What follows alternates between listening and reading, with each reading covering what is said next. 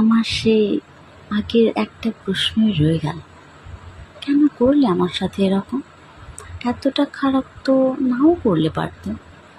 আমি না হয় কিছু জানতাম না, তুমি তো জানতে, তাহলে কেন আমার করা ওই সমস্ত দোয়া নামাজ সব কিছুকে এক নিমেষেই শেষ করে দিলে? ভালো না হয় বাসন, একটু মনুষ্যত্ব দেখালেই পারতে। আমাকে ছোট আর নিজেকে ভালো দেখানোর জন্য নিজেকে এতটা নিচেতে নামাতে পারলে, যার উত্তর তুমি আজও দিলে না। এত বছরের সম্পর্কে আমার কি এতটুকু পাওনা ছিল না?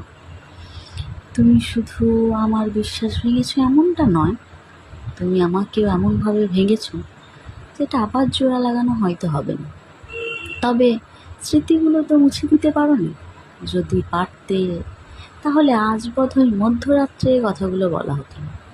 যাই হোক, আমার বিশ্বাস কোনো একদিন আমার এই কথাগুলো ঠিক তোমার কাছে পৌঁছাবে।